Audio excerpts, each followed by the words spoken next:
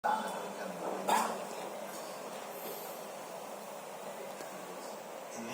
bagian daripada tarbiyah nabawiyah.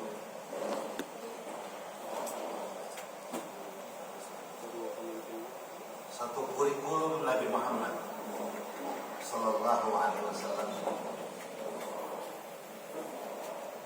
Satu tarbiyah, satu pola pendidikan Rasulullah yang beliau terapkan, yang bukan hanya tujuannya agar manusia selamat di dunia ini, tetapi terlebih daripada itu Rasulullah mendidik kita agar kita selamat di akhirat nanti. Bukan hal yang mudah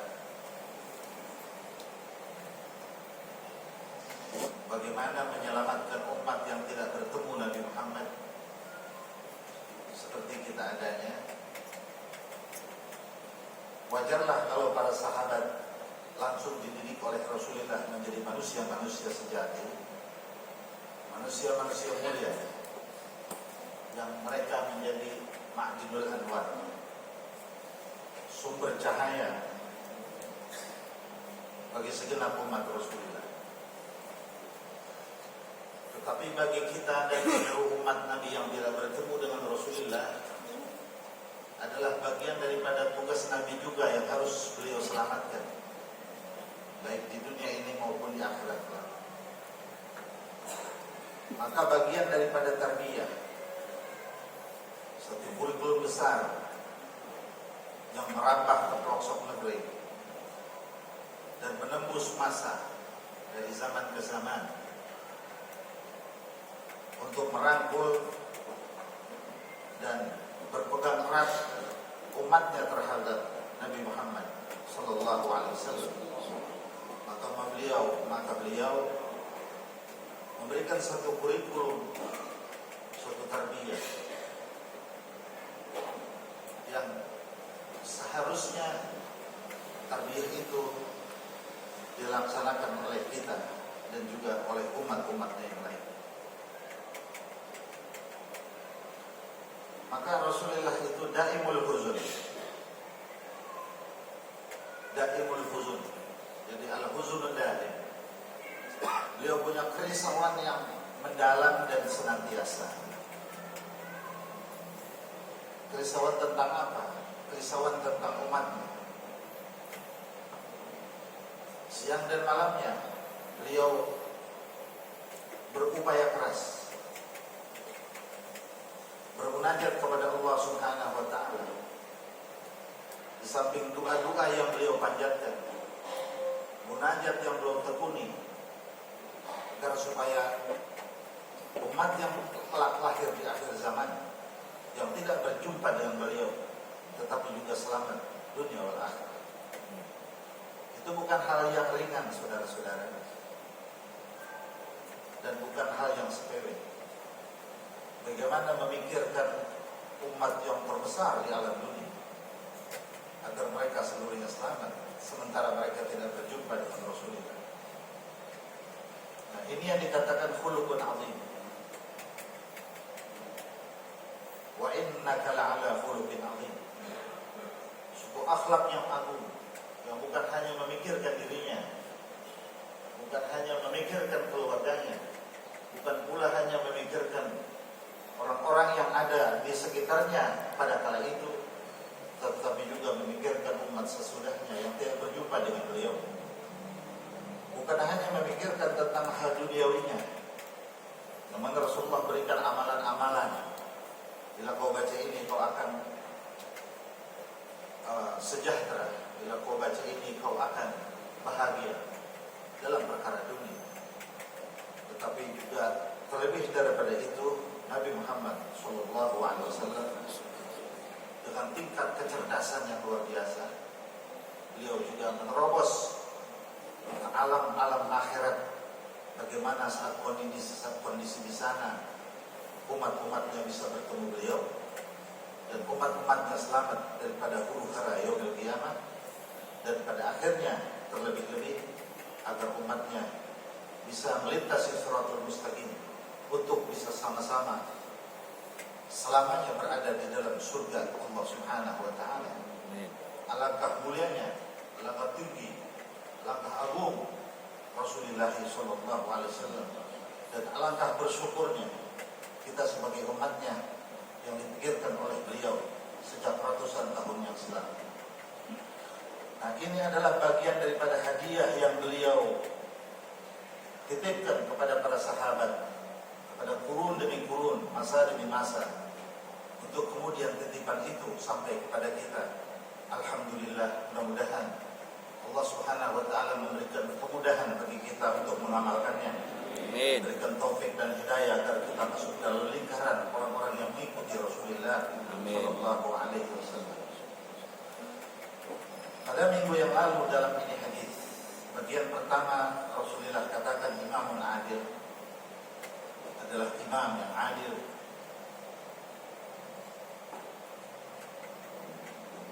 yang merupakan satu bagian yang tidak ringan. Jadi orang adil bukan hal yang ringan. Dia harus mempunyai sifat adamul khauf ala laumatillah. Tidak boleh gentar, tidak boleh takut menghadapi problematika umat, di mana tidak seluruhnya manusia bisa mendukung kebenaran-kebenaran, nilai-nilai kebaikan. Kalau dia tidak mempunyai ketegasan, keberanian, maka tidak mungkin terwujud imam adil. Kemudian yang kedua, syabun nasya fi ibadatillahi azza wa jalla, adalah seorang pemuda di mana tatkala usia muda itu manusia sedang cerdas-cerdasnya, potensial sekali di dalam segala hal. Itulah masa-masa pembentukan, masa-masa persiapan untuk kemudian di masa tuanya dia hendak menjadi apa nantinya tergantung di masa mudanya.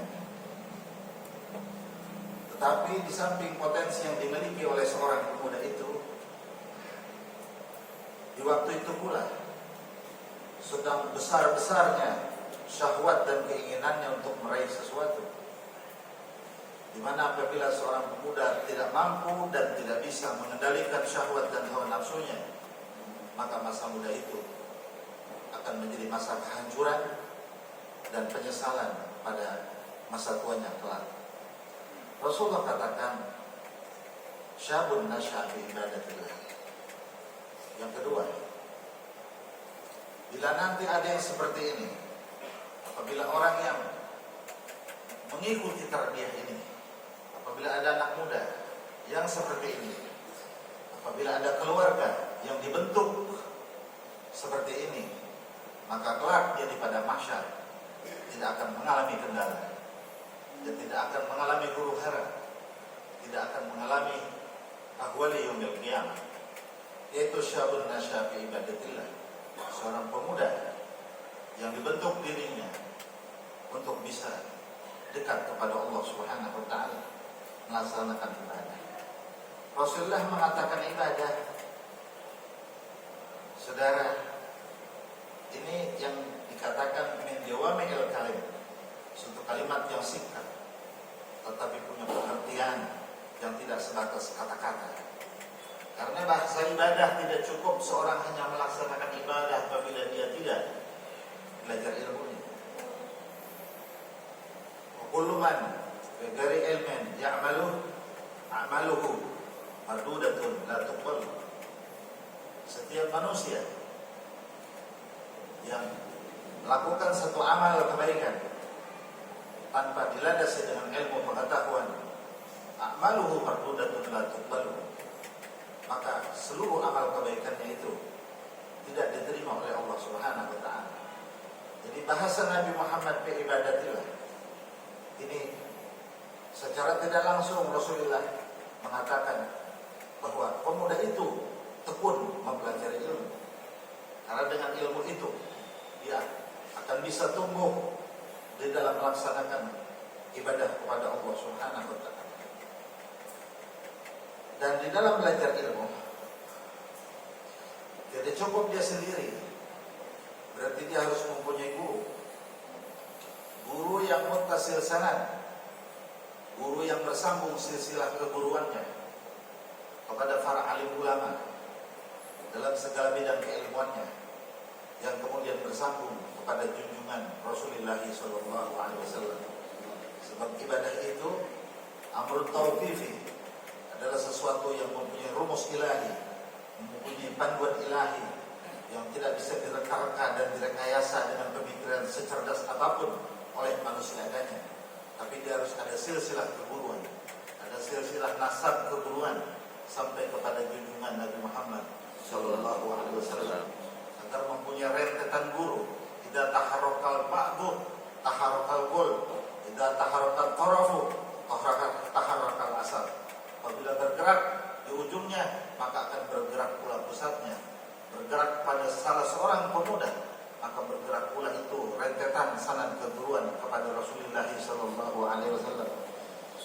Nah, maka juga demikian adanya, tidak cukup dia hanya mempelajari dan mencari guru. Di samping itu pula dia melaksanakan musahabat salihin, bergaul dengan orang-orang saleh. Tidak cukup seorang penuntut ilmu hanya dia kenal hubungan dia dengan gurunya, tapi dia juga harus kenal menterikatkan diri dengan murid-murid para gurunya, dengan orang-orang saleh, dengan orang-orang baik, agar dia tidak keluar daripada komunitas orang-orang baik tersebut. Apabila dia keluar dari komunitas itu, maka saudara-saudara rentan dia akan tergoda dengan hal-hal ada yang di luar. Maka seorang santri yang sudah keluar dari pondok pesantren, jangan tinggalkan hubungan dan pergaulan dengan para santri yang lainnya.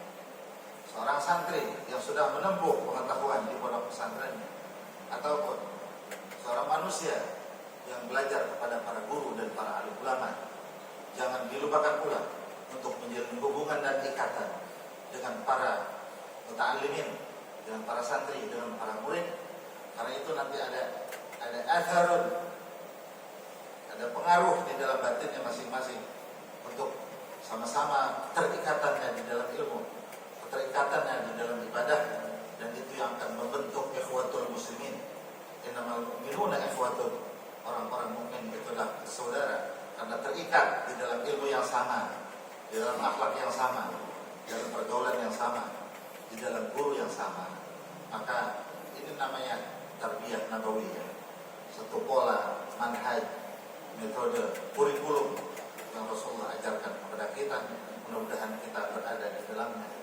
Dan ini bukan hal yang ringan, bukan hal yang mudah. Kenapa saudara? Sebab hadiahnya itu yudhilluhumullahu yawma la dhilla illa dhilluh.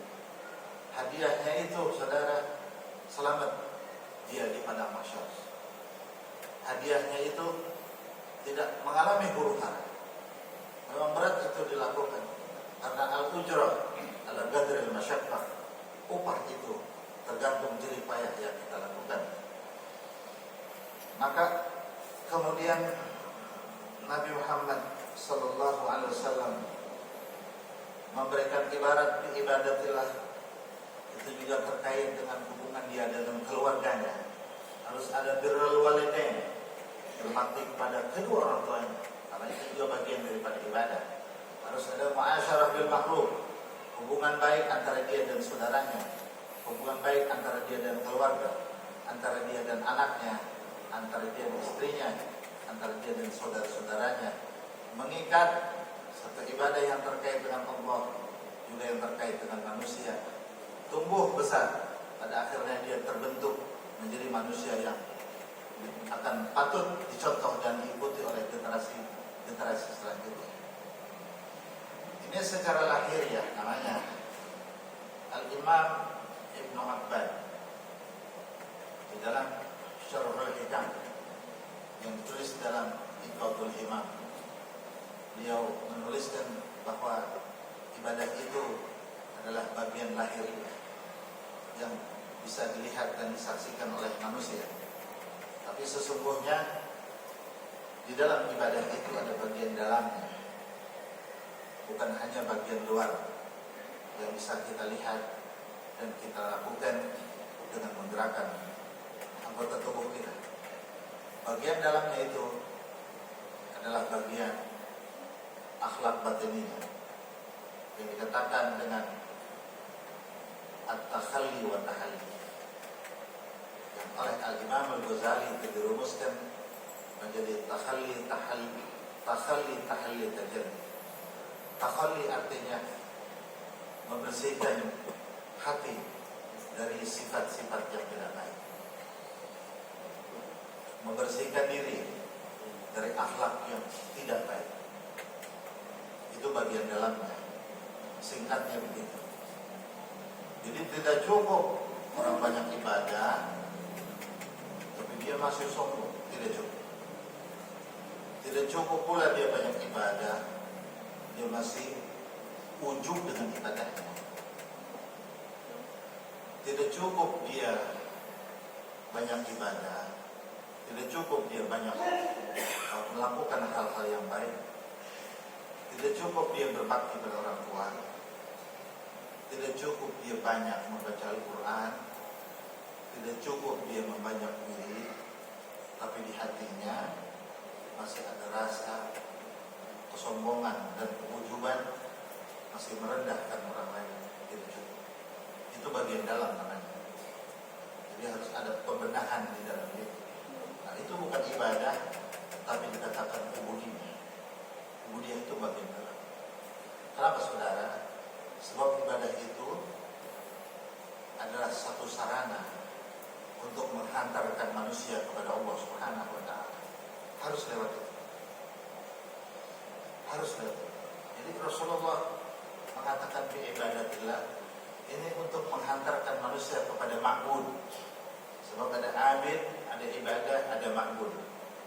Ada orang yang menyembah, dan ada cara menyembah, dan ada yang disembah. Ibadah itu sarana untuk menyampaikan abid kepada ma'bud, menyampaikan hamba kepada Allah Subhanahu wa Ta'ala. Maka tidak cukup dengan ibadah lahiriah saja, tapi harus ada sisi ubudiyah, pembenahan di dalam jiwa. Nah, ini lebih lengkapnya dibahas oleh para ulama-ulama kaum sufiyin. Kalau kita membaca kitab Imam Al-Ghazali, membaca kitab As-Sayyid Habib Abdullah bin Ali Al-Haddad, juga membaca kitab Al-Qirtas dan lain sebagainya, kita akan dihantarkan bagaimana kita cara untuk membenahi kitab ini. Nah, yang kedua itu tahalli. Artinya tahalli menghiasi hati kita, menghiasi batiniah kita dengan sifat-sifat yang baik.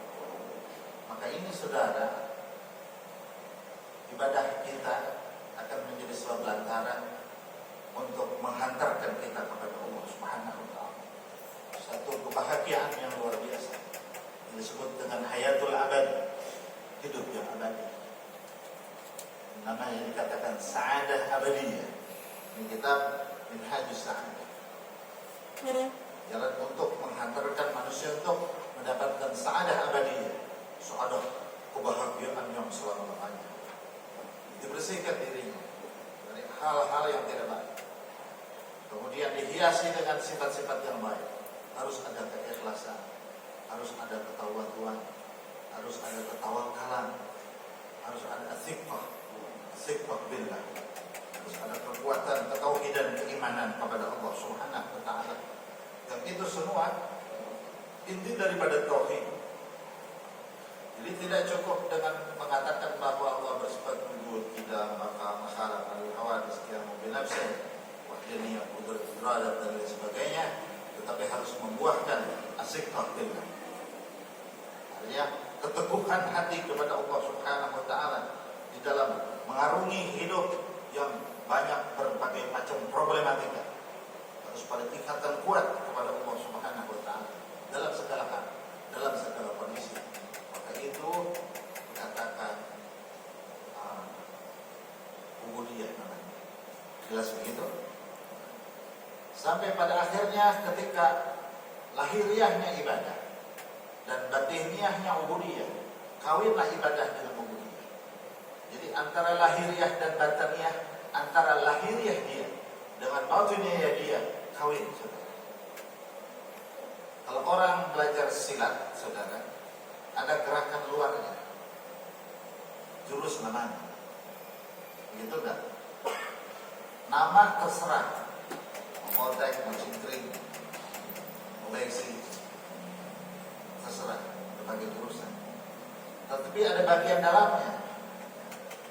Kalau orang cuma mengandalkan bagian luar, saudara, jangankan musuh, kalau yang jatuh kabur, tahu nggak kayak tikus lewat sebelum masuk begitu. Kenapa? Sebab bagian dalamnya dia belum dapat. Kalau bagian dalam dapat, itu dia punya refleks. Jangankan musuh menyentuh dari depan, musuh menyentuh dari belakang, itu ada hawa yang menyambar dia. Itu secara refleks, tangan akan bergerak sendiri. Kenapa? Sebab itu jurus sudah mendarah daging. Nah, ini bagian darah daging ini dikatakan batin. Seorang insinyur yang hanya mengandalkan tentang teori cara membuat bangunan, dia tidak akan mempunyai kepekaan bagaimana cara membuat sebuah bangunan yang estetika dan mempunyai nilai seni yang tinggi. Karena dia hanya mengandalkan teori-teori rumus sementara yang dia pelajari dari sekolahnya. Tapi seorang insinyur yang telah menguasai teknik membangun dan menguasai nilai seni, dia harus memahami hal itu lewat rasa yang dia miliki. Nah, ini bagian kurang pas. Dilihat dari kiri kurang simetris, dilihat dari kanan kurang simetris. Maka kepekaan itu bagian batinnya. Jadi ini dia insinyur zahiran wa insinyur batinan. Kayak tadi silat zahiran, silat batin. Dia punya refleks namanya. Orang yang di dalam ibadahnya seperti demikian adanya, lahirnya ibadah dan batinnya itu ubudiyah. Dalam segala hal begitu sebenarnya. Sebab orang punya batin itu harus punya fungsi juga. Bukan hanya batin semata. Kalau dilatih saudara itu batinnya, dia akan mempunyai kecerdasan batinnya, kepekaan batinnya, ada ketajaman batinnya. Nah, di dalam agama kita, pemanfaatan batin itu dengan ubudiyah. Bila keduanya sudah kawin, maka memunculkan yang ketiga, ubudah namanya. Jadi ada ibadah, ada ubudiyah, ada ubudah. Ubudah ini adalah dawamu sillah ma'arabbil izzah, atau disebut dengan muraqabah wal musyahadah. Dan ini adalah amrul wahbi. Hasil perkawinan antara ibadah dan ubudiyah akan melahirkan ubudah, yaitu kesinambungan hati dan rasa kepada Allah Subhanahu wa taala di setiap saat dan setiap waktu. Dia punya ikatan kepada Allah Subhanahu wa taala bukan hanya ketika membaca Al-Qur'an, bukan ketika di dalam masjid, bukan ketika memegang tasbih, bukan ketika berzikir, pada dalam aktivitas sehari-harinya, baik di rumahnya, di luarnya, di kantornya, di pasarnya, di jalannya, di tempat usaha dan di tempat dagangnya, maka dia ada sebuah ikatan kuat kepada Allah Subhanahu wa taala. Itu yang dikatakan la yaquru qalbuhu tarfata 'ainin an dzikrillah. Tidak terputus walaupun satu saat pun ikatan batiniahnya kepada Allah Subhanahu wa taala. Dia merasakan, dilihat dan disaksikan oleh Allah Subhanahu wa taala. Itu yang dikatakan dengan muraqabah. Maka ketika orang telah mengalami di mana Allah Subhanahu wa taala senantiasa memantau dirinya, memperhatikan dirinya, maka secara otomatis sikap kepribadiannya, akhlak dan kelakuannya akan terkontrol dengan sendirinya. Karena untuk mengontrol dirinya tidak lagi dengan pengetahuan adanya seperti halnya ibadah. Mengontrol dirinya tidak sebatas dengan teori yang dia pelajari dari gurunya, tetapi ketika seorang manusia telah mengalami muraqabah karena dia mempunyai ikatan ibadah dan ubudiyah, maka seluruh sikap, tingkah, laku, lahir dan batiniahnya itu langsung terkontrol oleh Allah Subhanahu wa taala. Maka pada ketika itu saudara, dia akan merasakan suatu kenikmatan besar. Hubungan kepada Allah Subhanahu wa taala itu dikatakan musyahadah adanya. Dia selalu ingat kepada Allah dan dia merasakan Allah senantiasa dipantau oleh dirinya. Pada saat manusia seperti itu, tidak ada doa yang ditolak oleh Allah Subhanahu wa taala. Seluruh kehidupannya akan mengalami keberkahan. Seluruh hidupnya akan mengalami sisi-sisi yang luar biasa yang Allah taala berikan kepadanya, menjadi manusia-manusia yang menjadi bagaikan merah delima, di mana orang bersentuh kepada dia ikut menjadi merah adanya. Saudara, ketika kita mempunyai batu merah delima yang asli, kita letakkan di dalam itu gelas kaca, dan di samping gelas kaca itu nanti kita letakkan lagi beberapa gelas-gelas yang lainnya yang kita taruh air yang jernih di dalamnya. Maka secara otomatis air yang ada di gelas-gelas yang tidak ada batunya itu dia akan memerah. Ada 10 merah. Tergantung kualitas batu tersebut. Bisa jadi itu batu hanya mempengaruhi 1 gelas, bisa jadi 2 gelas, bisa jadi 10 gelas, bisa jadi 20 gelas. Efek daripada merah delima. Ketika manusia sudah mempunyai 3 sisi di dalam hidupnya, ibadah, ubudiyah, dan abudah, maka dia dikatakan al-kibritul ahmar, merah delima, yang akan mempengaruhi hidupnya, sisi-sisi baiknya kepada orang lain. Bisa jadi yang terpengaruh hanya anaknya, orang lain tidak. Tapi bisa jadi yang terpengaruh anak dan istrinya, kemudian terpengaruh dia punya tetangganya, terpengaruh tetangganya dengan sikap dan kelakuan, akhlak dan perbuatannya itu mempengaruhi orang lain, sebab dia mempunyai ikatan kuat kepada Allah Subhanahu wa taala. Dan itulah yang dicontohkan oleh junjungan Nabi besar kita Muhammad sallallahu alaihi wasallam, dan beliau menginginkan agar umat-umatnya bisa seperti itu adanya. Maka mudah-mudahan walau kita tidak 100%, sekian persen kita berada di jalur itu untuk bisa mengikuti Rasulullah sallallahu alaihi wasallam.